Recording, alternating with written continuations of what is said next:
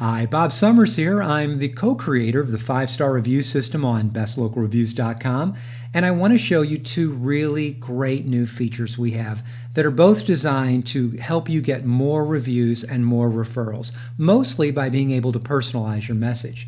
Well, here's what we're going to take a look at. The first thing you're going to notice is this new check box that appears on the page where you go to request a new review. I'm going to show you what that is and how it works. Then we're going to look at the most wonderful aspect of this feature set, which is how you can create and save your own new default message. You can write that initial email request from your perspective, and I guarantee you, as much as I like our default one, yours is going to be a whole lot better. Then I'm going to show you how you can preview your message because you want to see what it's going to look like before it goes out, which is great. We're going to look at how you can tweak your message for a one-time use.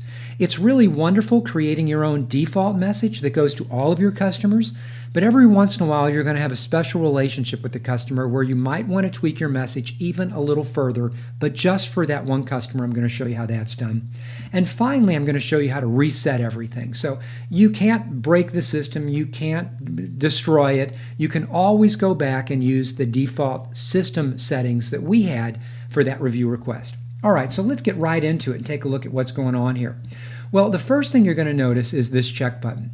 So I filled this out, Bob Summers at this email address, and of course I'm not going to review my own business, but this is a way that I can test everything, and I strongly encourage before you do the second part, you fill this information in. But what I want to do is I want to see if I have sent Bob Summers a review request in the past. When I click on that check button, sure enough, it says, you sent a review to Bob Summers on this date.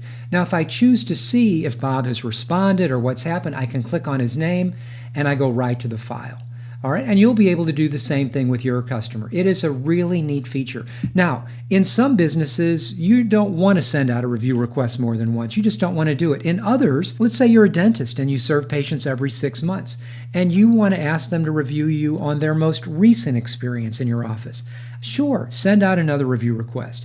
In our case, we sell multiple products and services. So I may ask you to write a review request about one of our services, and a year later you may have purchased something else and I want to send out a review request to you as well. So in some cases you do, in some cases you don't, but this way you can quickly see.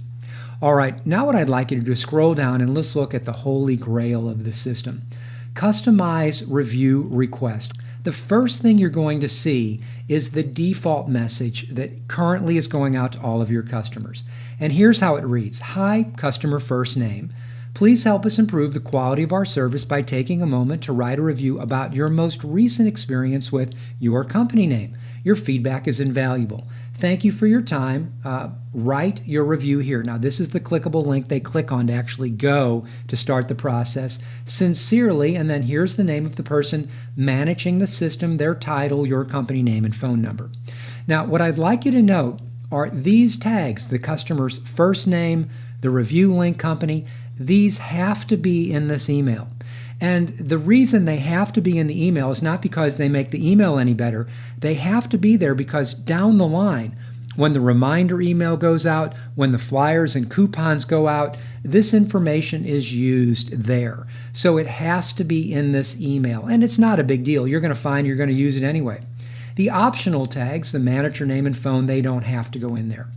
But let's say that I want to tweak this email. And instead of reading what it says, I want to say, please help us improve the quality of our service by taking a moment to write a review. And I don't want to say about your most recent experience with my company. I just want to leave that off. All right? Your feedback is invaluable. So thank you for your time, write a review. But what I want to do is to say, thanks again, and I want to put the customer's first name in there again. So I click on customer first name, thanks again, so-and-so. Now, I can preview the message by clicking it here. And as I scroll down, notice it says, thank you, Bob, and it gets the name Bob from up here. You have to fill that in here for it to work down in the preview. Thank you, or hi, Bob. Please help us improve the quality of our service, blah, blah, blah. Thanks again, Bob. Now, this looks pretty good. If I like this, and this is the email that I want to use from this point forward, all I have to do is click on this Save as New Default Message. Now, it will only be saved when I send my first request using this text. So all I'm going to do now is click on Submit Request. That request has gone out, and what will happen is, as I go back up to the top, you see it's empty again because it's waiting for my next review request. When I click on Customize Review Request and I scroll down here, this is my message. This is the one I wrote.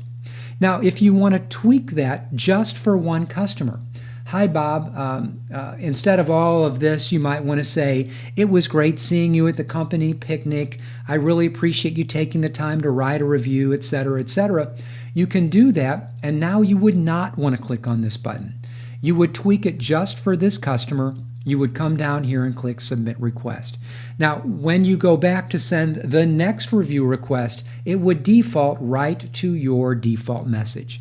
Now, if I choose to, and I want to go right back to the initial message that was sent, I can click on Restore System Message, and it comes right back to this.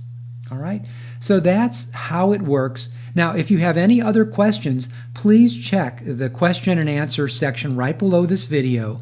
And if it's not there, go down into the comments section and write your question there, and we'll get right back to you publicly for everyone to see. I know it's something a lot of you have been looking forward to, and it will impact the number of reviews you get.